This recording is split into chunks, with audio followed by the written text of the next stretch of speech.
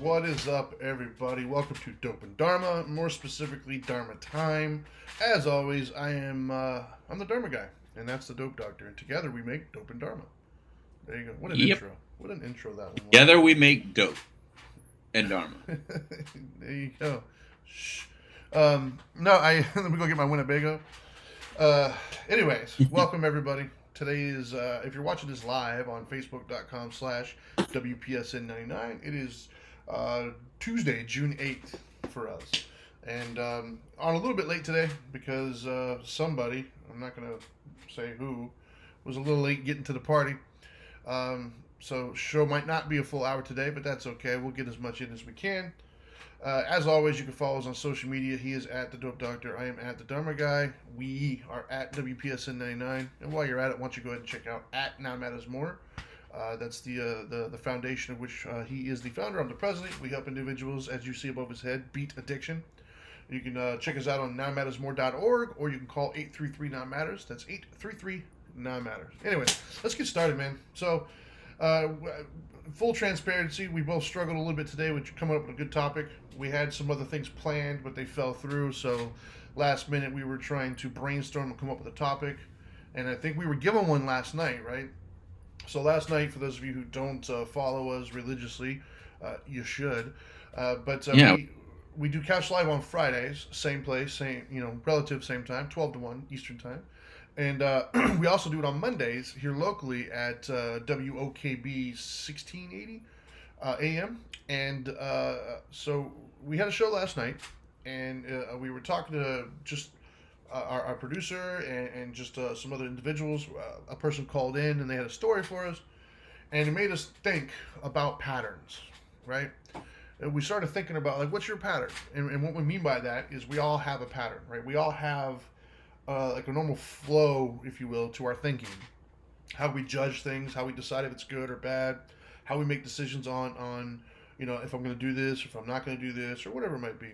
And I can say that my pattern or my flow, or however you want to call it, has definitely changed over the years, right? Like, I've always felt that my pattern was a good one, but if I'm honest, if I look back, not so much, right? Like, when I was younger, even though I convinced myself that my pattern was a good pattern, at one point in my life, as I got older and wiser and more educated, and once I knew better and I had to do better, I look back and realize, you know what?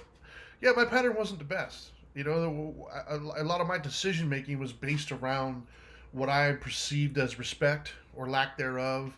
A lot of pride was involved. A lot of image or ego was involved. Mostly perception, right? How am I going to perceive? How is this person perceive me? That kind of stuff. And a lot of my decision making was based on that.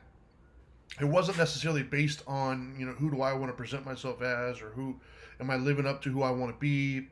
Would my mother be proud of what I'm doing right now? Is this going to make me a better father? It was not based on any of those types of things. Whereas now, where I'm at currently in my life, my pattern is now based on those things, right? What comes to mind, the matter of fact, I just had a situation the other day. I don't know how much detail I'm going to get into on this particular situation, but let's just say a situation took place where I was involved in a verbal dispute with some people. And my old pattern started to emerge a little bit, and I wanted to do something. I wanted to respond in a certain kind of way. However, somewhere within that response, my new pattern kicked in. My new pattern said, hey, wait a minute. Where is this going to eventually lead me? Is this who I'm trying to be? Is this who I'm trying to project? Is this who I want my children to see as their father? And so on and so forth. And so I made a different decision, and I decided to end that altercation and move on with my day. But that's an example, right? And I think that we all kind of know we have a pattern, but knowing it and admitting it are two different things, right? Like we all kind of know it deep down, but how many of us can actually sit back and admit that, you know what, maybe my pattern isn't the best? Because as the dope doctor was saying right before we went on, is we're all like, he said it and we've both said it numerous times. We're all really good liars, man. We're the best at lying to ourselves, right? How many times have you lied to yourself and said, I'm going to do this tomorrow? How many times have you lied to yourself and says, I'm going to upload last week's show today? You know, did I hit a little too close to home there? I just No, did but it. yeah, no, but seriously, how many times have we made that lie to ourselves? Like, oh, I'm gonna start tomorrow. I'm gonna do this, or I'm gonna do that, or I'm gonna start doing, Why not? and we don't, right? And I think that's part of the pattern. Like, is we have to we have to start being honest with ourselves and what our pattern is, and if it's really leading us anywhere good, right? Because as you said it earlier at the top or before the show started, was this idea that our brains are this like, void of thought and just kind of sitting there idle. It's just not true. Any situation that takes place, immediately our brain will start to kick in and either justify where we're at, justify where we want to go, or come up with a better a better topic. So as we get started on this, what are your immediate thoughts? And Heather Morrissey Martin, thank you. She said, retraining the brain. Love this topic. Awesome. Thank you. Yeah, I think it's you're doing yourself a great disservice if you don't at least analyze your past patterns, right? Because that is how you see where you're really going. That is how you can almost predict where you're going to go whenever whatever just happened happens again, and it always happens again. You will run late again. Someone will disagree with you again. Someone's going to open up their mouth and challenge you again. Everything that happens, pretty much, is going to happen again. At least you have to expect it. Something very similar, or at least your emotion is going to be at the same place again. The only thing is that next time you have the chance, you have the opportunity right now to evaluate how you've been behaving and you've been responding, or in some cases reacting, and changing it, or at least acknowledging it. And trust me, if you acknowledge things, your brain does put things in different places. You do start retraining your brain by acknowledgement. It doesn't take much. It's almost like I always use the defrag in the computer because that's what we used to have to do. I don't even know if you have to defrag computers. Wow. Ever since I got into Apples, I never had to defrag anymore. Yeah, I don't But think I back in have the to. day, all the Microsoft computers that I had always needed defragging, right? And basically, all that meant is you've opened a lot of things, you've done a lot of things, and everything is in a different place. And you got to give your computer the time, the moment, and the permission to go back and put things away the way that they should be, because I've made a mess of things. Can you please do that for me, Mr. Computer? And your computer goes, no problem. You go ahead and go take a break, go rest. I'll clean this up for you. Just hit that button and I'll take care of it. And that happens. But how do we defrag the brain? Or how do we go back and put things away in the brain? Some of you are walking around still putting your socks where you put your socks away when you were 5 years old. But most of us aren't. Most of us don't no longer use the same drawers that we did at 5 years old. Do you still No have the same longer drawer? hang. You know what I'm talking about? You know what I'm saying? Like there's people still saying that's just the way I am, or I'm like this because Yeah. I'm Mexican, or I'm like this because I'm a Libra, or I'm like this because I'm from El Paso, Texas. Look, man, all that are little indicators with some influence, but the biggest influence is awareness, your own personal awareness, and your acceptance that is that okay for you to continue to do that, or do you want to change it? Yeah, I mean, for me, kind of my personal big breakthrough was spirituality, right? Mhm. Spirituality, something bigger than myself, was the first opportunity that I took advantage of to retrain my brain, right? Retrain the way I thought about things. Yep. And for me, I did it through the second part of the Eightfold Path, which is right intention, right? And what I mean by that is, what is your intent? Before, as I said at the top of the show, my intent normally came from preserving a certain image, or demanding a certain level of what I deem to be respect from those around me, or things of that nature. That was always my intent, and I'd succeeded in that. Yep. because that was my intent. That's everything I did. Every little thing that I had to do to get to that ultimate goal just made sense, right? Um, and that's kind of how we uh, that's how we set ourselves up. Is whatever your intent is, you might not specifically say I'm going to do X, Y, and Z, but if this is your overall intent, then the thing X, Y, and Z just makes sense, right? It's Yeah. like, if I want to, if I want to go buy whatever it might be, I might not necessarily say I want to go, do a job digging ditches, but if that's what I can get, it just makes sense to go do that because that's how I get the money to buy what I wanted. Um, that was a loose example, but still. Uh, uh, However, for me, what I eventually had to change my intent. That's how I personally started. I set my intentions to say, okay, well, I want to be this kind of a person. I want to be looked at by those around me as somebody that is loving and compassionate and wise and all these other things. When I had children, I wanted to. My intention was to be a great father. And what does a great father do? Well, this, and this. And so for me, that's kind of how I started, was changing my intent. And so then whenever a new situation would come up in front of me and I had to start to try to choose my pattern, my reaction, or my response, I then had to think to myself, okay, what is my intent? What just makes sense if that's my intention? And then I would do the things that would make sense, right? So for me, I think that's where it starts. You can't, if you're already in the middle of the reaction, you're trying to change at that point, you're kind of already too late. It has to happen prior to. Not to say that you can't try, but it has to be the beginning stage. Like my mom used to tell me when I was a kid, think before you act, right? Not think after you act. We're all good at that. I'm talking about think before you act. Before you do whatever it is, you have to retrain your thought process that ultimately ends up in whatever decision it is. And so that's what I mean by intent. If you're in, like, one of the things I like to tell people is you can be right or you can be happy. And so my intent, other than, one of respect and all these other, egotistical things, my intent oftentimes was I want to be right. That's my intention. I want to be right. I don't care at what cost. I don't care what it's about. I'm right, and I'm going to say and do whatever I got to do to make sure at the end of this conversation I'm right. Um, and while I was pretty good at it, it was exhausting, man. It was so exhausting because there was always another right. There was always another battle to fight, and I was just exhausted constantly trying to do that. And it wasn't happy because even if I was right, I wasn't happy. I didn't have any time to, like, it had no meaning. It didn't make my life any better that I won this quote unquote argument. It brought me no joy. It brought me no satisfaction. And there's always another one right behind it. And so that's when I changed my intent to be happy. So my intent to be happy is, man, I just want to be good. And whether I do or don't change your mind, it's not going to change what time I have to wake up tomorrow. It's not going to change, what I got to eat for breakfast or how I got to do things. So go ahead. I'll let you win this one. I'm good. I wanted to be happy, not right. For me, when I started to change my intentions to, wanting to be happy rather than being right, to wanting to be seen as a certain kind of individual, or to evoke these kinds of emotions out of people, other than rather than I want to be seen as this monster who can do whatever he wants. Things just started kind of happening differently for me. And as I started getting those responses, those results, I did start to feel happier.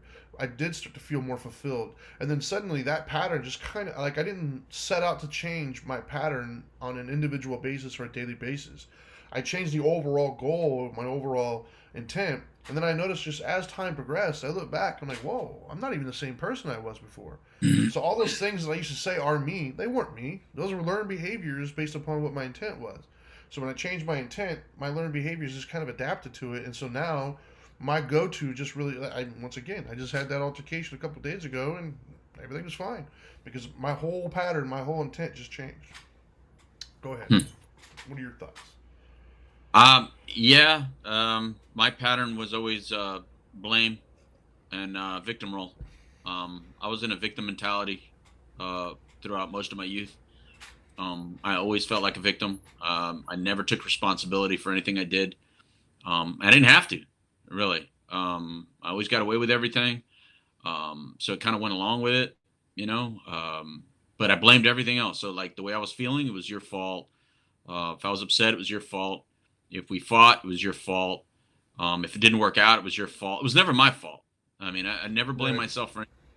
But when I was silent, when I was going through my changes, at 19 years old, and I was starting to try to grow as a person, I had these little moments of clarity where I would feel responsible, or I would feel like, no, it really wasn't their fault. And that victim mentality, how's that working for you? That doesn't seem to be really working for you. So, I mean, are you going to keep going down that road? And I started having little moments of clarity because at least my parents never bought into it, right? And the system didn't buy into it. So I was kind of forced to eventually look at it and that's the big if I had to change.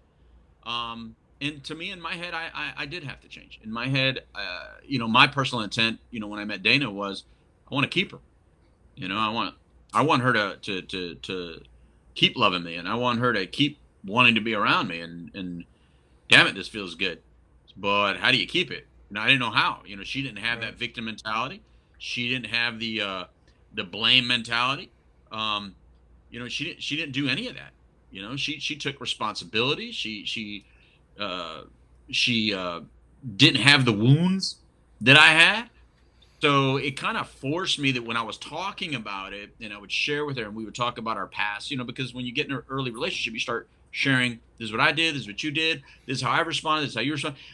And there were little things that she would say about things that I did, that she would just say little things that they would just make me question, wait a minute, you saw that differently? You don't Right. see it the way I did? I mean, I remember there was a time we were on the college campus, and there was a guy riding a bicycle on the sidewalk. I think I probably told you this before. He's riding on the sidewalk, and all I could think of in my head is, how dare this guy ride on the sidewalk when we're walking on the sidewalk? You think I'm gonna get off the sidewalk for you, bro? So I stiffened up, and I let him still have a little piece of the sidewalk because I knew he would take it, and he did. And I just boop, I knocked him off his bicycle.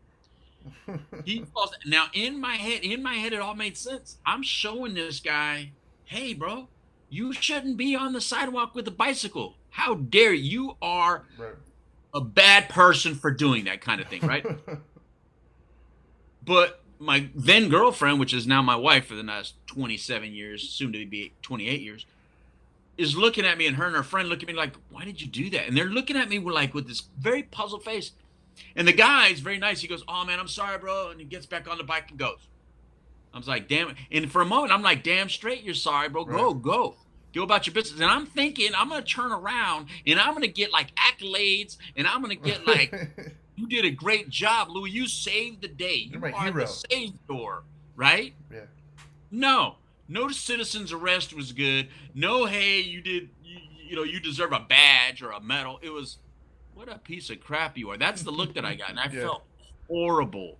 That's why I still remember it to this day, because I felt like, did I do something wrong? Because in my head, I just did street justice. When you Right. walk, guys, that's the way I grew up. When you walk Yeah. and you keep walking straight, oh, I'm going to show you that you're supposed to move. And because you didn't move, I'm going to give you that shoulder. And I've never been the biggest guy. I'm not your size, Trinity. I did it out of pure bravado and machismo, man. It's just, Right. you had to do it where I come from, because if you don't, at least that's how I felt. If you don't, you're gonna get in a bad situation. So Right. you got to hold your ground. But you know what? As you grow older and as you move from your neighborhoods and you go into different lifestyles, you may not need to carry that bravado forward, which was a real weird thing for me. So I had to retrain my brain to, whenever I saw somebody do something that I thought they shouldn't do, I don't always have to be Barney Fife. I don't have to do, or what it really was, Gomer Pyle. Remember, citizens arrest, citizens Well, arrest. I don't golly. have to be Gomer Pyle. You know what I mean? Yeah, yeah. No, I had a similar situation happen yesterday, actually, here at the house. It's and to me, it was hard for me back in the day to separate principle, I guess, or what I thought to be the principle Hmm. versus the quote unquote reality of the situation, right? So this is a situation that has occurred multiple times in my life because I've lived in homes a lot as opposed to apartments and whatnot. And so this kind of, and you'll understand what I'm getting at when I start to go into it. But Okay. so at my house, we have, I live in a cul-de-sac, but we have my driveway, and then we have the spot right in front of the house. So I park here, and then the other spot directly in front of my house is just understood that that's whoever lives there. That's where they park. Well, Yeah. I guess it was my neighbor. He had some people over, and they're doing something, and so he parked right where my wife was supposed to park. And so yesterday, when I looked out and I saw it was there, I started getting a little irritated because in my mind, it's like, dude, like really, you got this entire cul-de-sac to park in. Why would you park directly in front of my home where my wife is getting ready to park when she comes home? Like it felt rude and disrespectful to me.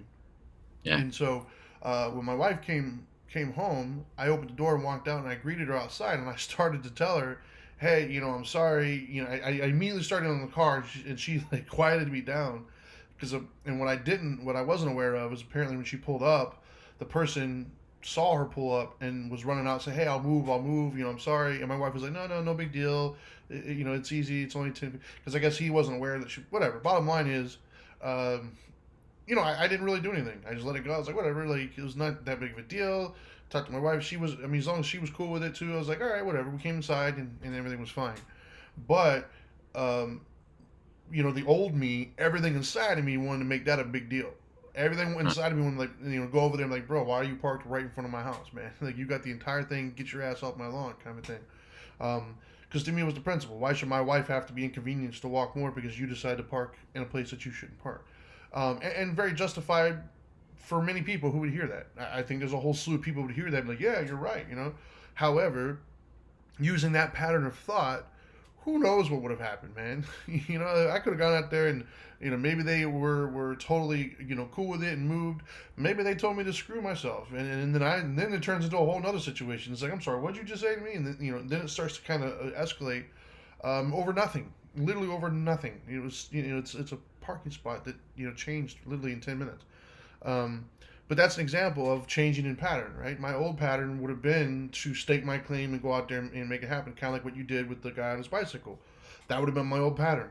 I'm about to let you know that you're wrong, and wherever this goes, I'm willing for it to go, as long as you know at the end of the day, you're wrong. I got you. And my wife would have been completely disappointed and embarrassed, and who knows where, my wife would have been like, what the hell's wrong with you? And towards now, I didn't handle it that way. The guy probably has no clue that I was even aware of it, let alone bothered in any way, shape, or form. And my wife didn't think anything of it because to my wife, see, I guess that is a dude thing in a sense. Maybe I don't know. I viewed it as a form of almost disrespect. My wife's like, I don't. Who cares? It's like 10 feet. I don't have to walk. That's just not how my brain processed it, right? But I had to learn to break that pattern. I had to learn to have a different pattern of, whatever, dude. It's just a spot. Who cares? Well, I think the point of even your story is just even recognizing that you still had that feeling or that emotion or that thought. Yeah. So given the right circumstances or the wrong day, it does go in a different direction. So I think that's what we have to understand it. We are all capable of a lot of the same behaviors that we may judge others for. Yeah. We just don't have that set of circumstances that moment. So we go through a lot of moments that we make the right decision. But that's because maybe we live a kind of lifestyle where we're being rewarded for these decisions a certain way. But if you can imagine just for a second that it's not working out, and you keep on getting, doors slammed in your face when you think you're making the right decisions, well, there's going to come a moment where you just explode. Yeah. And there's a lot of people out there right now that are this close to exploding. Yeah. They're one look away from exploding, and you don't know who they are. I mean, Trinity, all these videos that we keep seeing, right? Yeah. And I know, and I wish the media would show more of it, but all these videos we keep seeing of just regular people just walking down the street or putting gas in their car, and then just somebody come up and just start beating them up. Yeah. It's like, where the hell is this happening? You know what I mean? I don't think there's one quick little easy answer to why this is happening. But the point is there's people out there that for whatever reason, when they see you, they're going to want to punch you. And it's sad. But when I watch that, I think how easily I could have been that person had I not had the family that I did, and had I not had the circumstances that I did, and that I didn't put the work in to make certain decisions, because I'm human and I had a lot of victim mentality in me and a lot of aggression in me. And when you feel like a victim and you're blaming the world and all that, you just tend to do a lot of stupid crap, man. Yeah, well, you're touching on another thing that I think needs to be brought up. because I heard this quite a bit actually. I struggle with it just a tiny bit in the beginning part of my own practice in spirituality, but I hear it a lot in other people in their own practice of spirituality or whatever it is that they're trying to do, and that is this thought, right, that once you have made that mental decision to change your pattern, for instance, um, then that old pattern should never pop in your head. And the fact that it did pop in your head all of a sudden makes you a failure or whatever. And so let me address that now, and that's complete and utter bullshit, right? Yeah. Um, that way of thinking, that pattern that got you through life for so long, never really just goes away. If it does, you're either lying or you're extremely lucky, and that's awesome. Good But for you. for the rest of us, it never goes away. So the fact that Mm. yesterday when that dude was parked there, the fact that my first instinct, my first thought was like, what, what an asshole. That never goes away from me. No matter how deep into my practice I get, no matter how happy, no matter how much it never goes away. However, I have a choice now. Like, I don't just Yeah. react anymore. Now I have that conscious of like, whoa, like, why am I getting carried? Why is my mind? What? It's like, I see you. It's like if my thoughts were I can use your analogy here and piss everybody off. The little Red devils, Mint. the little red midget. Who cares? Whatever. We're not a PC But you can't. You show. can't. He was. I named him when I was 9 years Yeah, old. For we're Christ, not that a, we're was not the a PC show. So whatever. So the that was little the rules on calling anything a Well, red midget back when I well, it's was like old. having a little red midget on my shoulder. It's like, I see you, I know what you're doing, and I'm just not gonna let you do it, right? But the idea, this misconception that once you make that decision to turn over a new leaf or to change your pattern, that old pattern's just never gonna reemerge or just never gonna become a thought in your head. That's just setting a standard that you're never gonna meet. The idea isn't that it goes away. The idea is that you can hear that and be like, nah, that's not really what I want to be anymore. I'm gonna choose this way instead.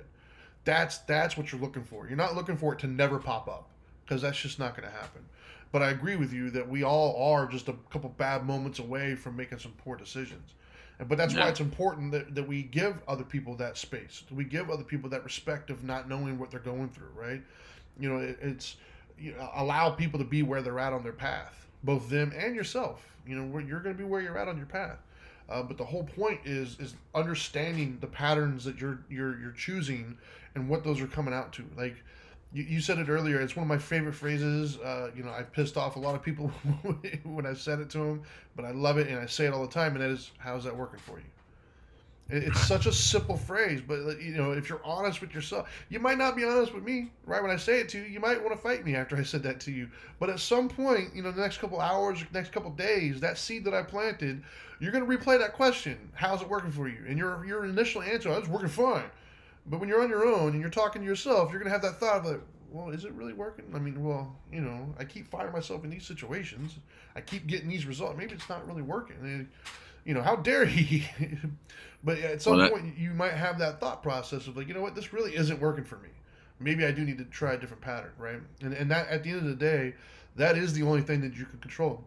And I'll let you tell the story if you want of the guy last night. But that's why I loved you finished the story with the gentleman who called. I think his name was Dexter. You finished that story by telling him the only thing that you can control is you. That I love that you took it there because that is the overarching idea is at the end of the day I can't control anybody else's patterns. I can only control mine. And I thought that was awesome, man. So if you want, you can tell the story of the guy that called in. yeah. Well, first of all, the how's that work? I don't like that Dr. Phil always gets credit for saying how's that working for you because that didn't come from Dr. He Phil. didn't start it. I know, but I hear a lot of people say, well, like Dr. Phil says it, like, whoa, whoa, whoa, whoa, whoa. Dr. Phil, like every therapist and every doctor, every counselor that's ever existed, that's why I've been using it in my practice, Sure. in counseling forever, has said that. So I just had to say that because Sure. I just heard the other day somebody gave him credit for that. I'm like, Yeah. no, Real I'll quick, give credit for Bruce Lee for just like, be he'll be water. like water. That's giving credit. Richard, real quick before you get started on the story, Richard says you were talking about an act of maturity and growth, learning to not let the same dog bite you twice, as it were. Absolutely, my friend. Absolutely. So, yeah, you want to tell that story real quick of Yeah, yeah. together? What the story that Trinity's talking about is last night when we did the Couch Live at WOKB 1680 in Orlando. If you happen to be in the Central Florida area, It's a local radio station, and on this local radio station, we've been doing the Couch Live on there by request from Orange County government. Wanted us to go back on terrestrial radio to talk about issues like we're talking about today here on Dharma Time, or issues that we talk about on the Couch Live. And we've had a relationship with Orange County for 22 years, so we've agreed to do it, and that's what we were doing. So when we were on that show, we were talking about, if there's anyone out there that would like to make a phone call, but they're hurting, they don't know how to pick up that 100-pound telephone and ask for help, or ask for forgiveness, or say I'm sorry, or just say hello. Do so now and talk to us about it, and then let's talk about it, right? Well, this guy called in, and what he wanted to talk about was he had moved away outside of Central Florida against his will. He was going through an altercation, and it got potentially violent, and he apparently was feeling like he was going to do something to them, or they were going to do something to him, and he was saying that they were walking in front of his house with the AR-15s and stuff. So he chose to leave, and he was talking about he wants to go back. He wants to come back to Central Florida, and it's only been about 3 months. So at the end of the day, at the end of the discussion, and you can always go back and watch that show if you want to hear the whole thing about it. But at the end of that show, what Trinity's talking about is, I don't know what the other guy's going to do, and you don't know what the other guy's going to do. None of us do. But at the end of the day, we all have responsibility for ourselves. We have responsibility what I'm going to do. And what it sounded like he wanted to do, if he'd come back, is he was going to preemptively hurt the other person should he feel threatened. Well, he's already feeling threatened, and you're moved away. So you've already made a determination in your head that you are going to commit violence should you have to. So protect yourself from yourself is really the deal. And Trini, I know we've done it where sometimes you just have to protect yourself from yourself because you know what you're capable of. Yeah. And here's a sad thing. There was a time, Trini, where I had to let them know you're very lucky right now because this is what I could be doing to you right now. Yeah. I used to have to say that to people. I used to say that even to my wife when she would make certain comments about me. Or whatever, we'd be arguing. And I would say, you know what I would do in the past if you talked to me like this? Not that I was going to threaten her with violence, just like how I would respond. You know what I mean? Like how I would be. And she was like, but that's not who you are. I don't know that guy. Right. So she goes, I don't know. That's not the guy I married. That's not the guy. And she would always bring me back to reality, which is why it's always good to have somebody that's really rational around you, by the way, when you're irrational. Don't hang around another irrational person when you're already irrational. But the point is that all we can really do is the next right thing, like you said before the show, the next right thing for us. What is the next right thing for you to do? What is the next mature thing that you can do? What is the next thing that you could feel proud of and secure in, and you feel, that was a well thought out, well made decision that you can do? Because we can all react, man. Oh, yeah. We can all do Carlito's way, little punk bull crap. You know what I mean? Like that, and I say that if you haven't seen the movie, to get shot by some little punk is he's trying to be, it's ridiculous. You know what I mean? But there's a lot of little punks out there, man. And we've all been that little punk. Yeah. And there's a lot of them out there. So you have to protect yourself by you making the right decisions. And you know what? Not everybody's going to respect that you're an OG and that you used to be able to hurt them and you back in the day would have crushed them. Nobody cares. Yeah. What they look at, all they want to do is they want to be their little Billy Badass self. Let them. Who cares? What does that have to do with you? Nothing. And I still struggle with that to this day, Trinity. And I'm sure I'm going to struggle with it at 60. And I'm sure I'm going to struggle with it at 70 and 80. All I can do is hope that I continue to make some of the right decisions that I've made and hold back. And hopefully my wife or my kids are there to stop me from doing it. Because I see even my dad going through it. I see my dad wanting to beat somebody's ass. And you'd have to hold my dad back and say, whoa, no, Dad. You are now 80-something years old, kid. It ain't going to be the same. Well, I agree. You need to have somebody around you that's going to, whoa, horsey, whoa. Yeah. Well, that's what happened. Go away, Trinity. No, that's what happened the other day. Like I had that moment, man. With his, full disclosure, I guess. Why not? Well, real quick before I get started on that one, Richard Coleman. Yeah, you got to tell that story. It's funny. Yeah, he put another one on here, and he said, as a man, one of the hardest things to do is just walk away. It's a pride thing, and Louis, I agree with you. It's completely on us. Yeah, man, I think that is for many people, and I don't think it's just men either. By the way, I think oftentimes it's men that have to make the choice to physically walk away and not physically interact.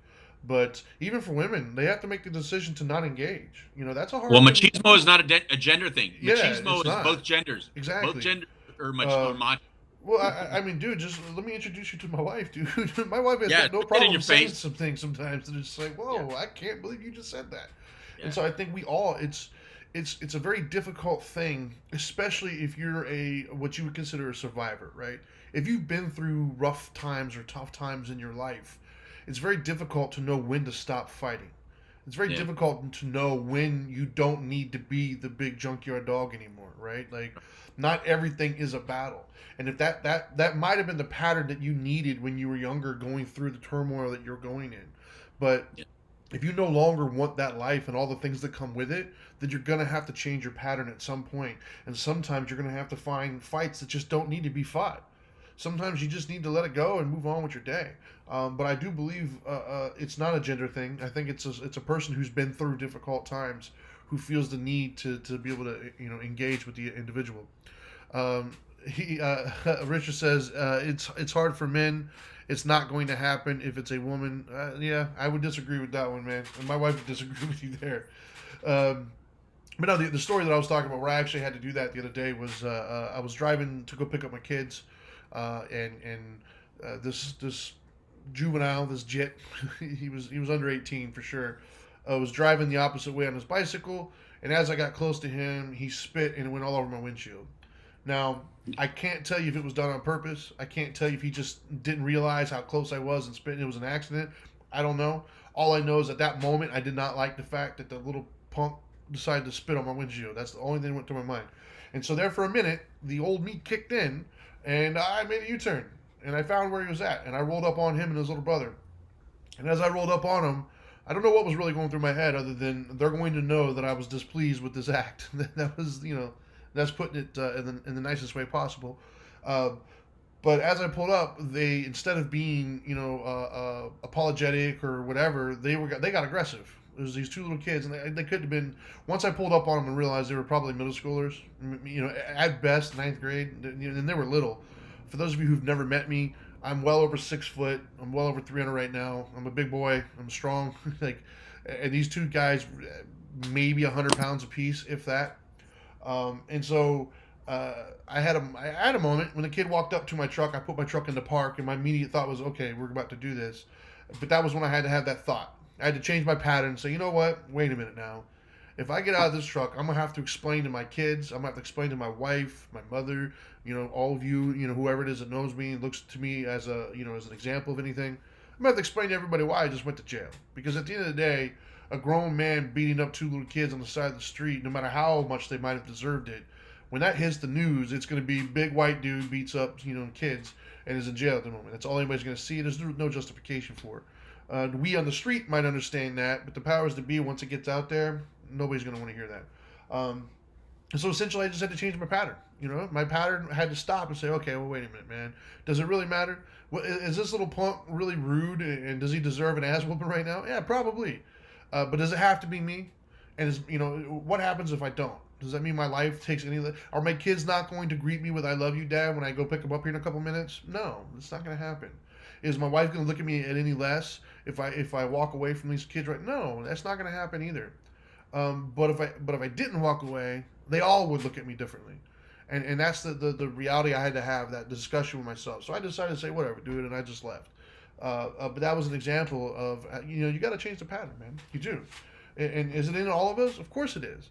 But it is a hard thing, and like I said, I don't think it's a guy thing. I think it's I think it's a survivor thing, right? Like if you have that thing inside of you that wants to survive, that feels like you need to fight, it's hard to know when to turn that off because you get so accustomed to doing it.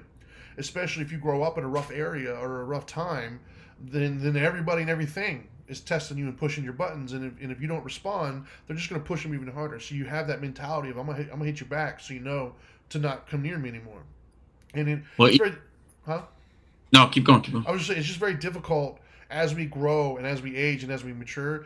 One of the hardest skills that we have to develop in ourselves that change that pattern is knowing when to turn that off, when it's needed and when it's not. If somebody breaks into my house, and they're trying to rob us and it's my life or theirs, well then yeah, that's appropriate time for me to reach down into that survivor mode and pull it out, and we're gonna have it out.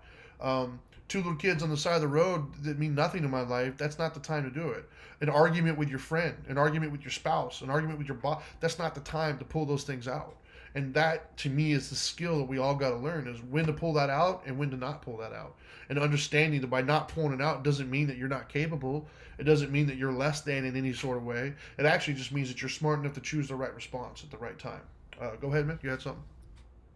Well, first of all, I think you owe Richard Coleman an apology for how you must have treated him when he was younger. Well, why? What Because do you say? Did you pull him on into the Facebook Live, yeah, see what he said on Facebook Live. I'm not even going to read that one. I don't think that's true, man. Oh, I'll read it. Did you pull him into the bathroom outside of fifth grade math and give him a swirly? Now, Trinity, did you do that to Richard? Did you do something to Richard in fifth grade? I don't think so. No, I don't think so. No way. I think you owe Richard an apology or something. No way that was mean. If it was, I'm totally sorry. You must have. Oh, how convenient that you don't remember. If I did, you deserved it. No, I'm just kidding. I don't recall that at all. I really don't. I hope Richard comes down and visits us and gives you a swirly. All right. Anyway, a couple of things that you said that so one thing that you said the old you came out, Yeah. which I'm going to put that more in Dharma Time language for you, because this is how I normally would hear you speak it. The unskilled you Yeah. came out. Yeah. And Yeah, so still instead here. exactly. And I think that's a better way to frame it for today's show, because Sure. if we say the old us, that's insinuating like it's gone and forgotten when it's Sure. not. So the unskilled you came out. Yep. The second thing that you said is, if you grew up in a rough area or whatever like that, and I want to just qualify that a little bit more. Even those of you that grew up in very nice situations and nice areas, but you were emotionally damaged, or you felt emotionally damaged. Yeah. Well, rough It is was your subjective. perception, Yeah. because your pain is your pain. Like, you don't Absolutely. have to have grown up in the hood to experience emotional pain or frustration or all that stuff. I think that's the narrative you hear a lot of times, that unless you were poor and come from a horrible early beginnings, you can't relate. But there's a lot of you that are from the suburbs. There's a lot of you that are from golf course communities like my kids, that probably have, felt pain Sure. or emotional damage. Well, and yeah. we That's why I have to said rough is respect. subjective. Rough Right, is. Yeah. exactly, and I think that's why we have to qualify it, because Yeah. I think that as long as we continue to qualify and let people know, no, it's all about what you experience. So if Yeah. that's the way you experienced it, then that's it, and we have to respect it. And if that's the way you feel, then we have to respect it. So going back to the point that we're making, is that unskilled you is always going to be there. Yes, you're going to grow and you're going to mature and you're going to create maybe some new skill sets, right? But remember, there's always the you that is not so skilled, and there's always the you that had inappropriate coping mechanisms in place. And so that's why I think it's important to continue to read or watch or be around these kinds of conversations. Because if you're not around these conversations and not having these kinds of talks, then unfortunately you're going to feel like it's always in the past, and like it's impossible for you to react like that anymore, because you're not having the same Right. outward lifestyle. And that's not true. There's a lot of you that are still bullying your wife or husband or children. And not all the time. I'm just saying that we do that. I've caught myself doing that. I've caught myself bullying my kids. Now, I'm not going to tell that to them, and they don't watch the show, so they can't use it against me. I'm going to But- send this to Zoe and Dahlia right now. You will not. But I can admit that there's times where I've backed off. I felt real justified at the time, Trinity. I mean, real Sure. justified at the time. I mean, they needed something, and they were talking a little smack, and I swear to God, I'm thinking in my head, you clearly have never been punched in the face, and that's why you're talking to smack. You're talking, right? Because when kids are when little girls are teenagers, they turn into little diablos, man. I'm telling you, they Yes. get horny, everything, and Yes. they're completely unreasonable. But I got unreasonable sometimes too, and I would go back and I would laugh at myself or laugh with Dana and go like, I swear to God, I wanted to smack the crap out of her. And we would laugh at each other and be like, oh yeah, me too.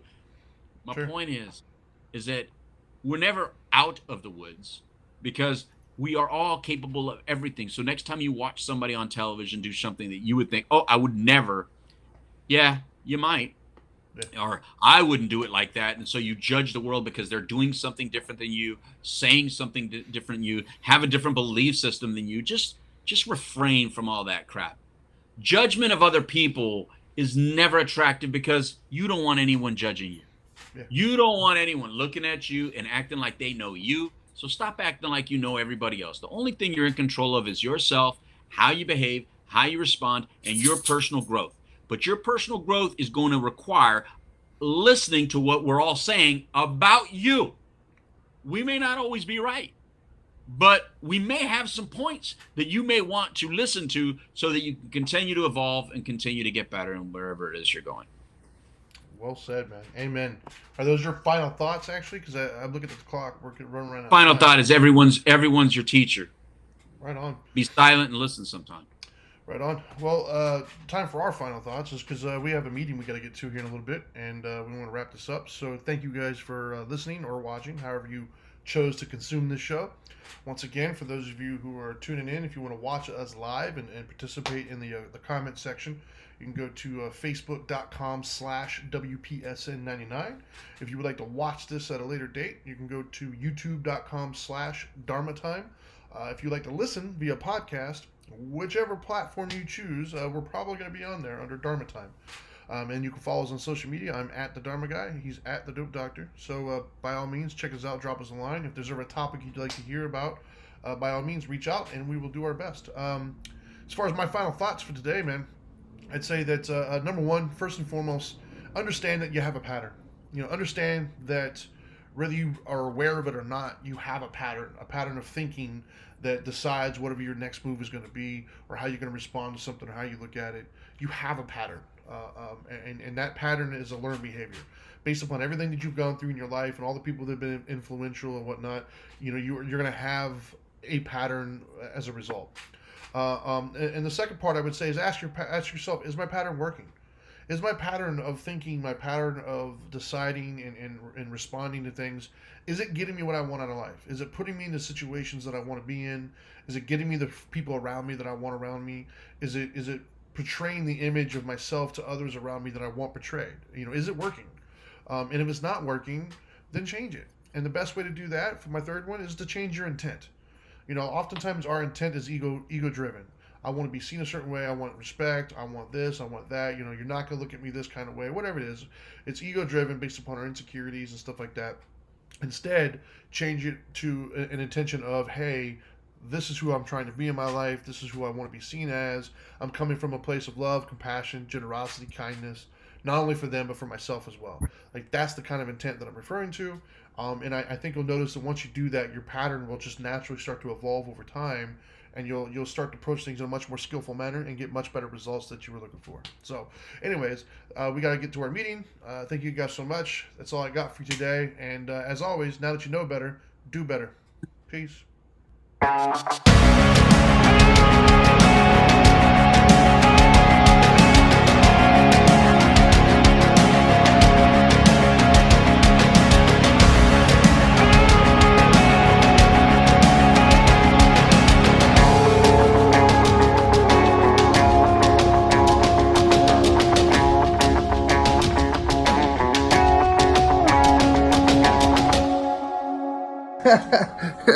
Are you still here? What are you doing?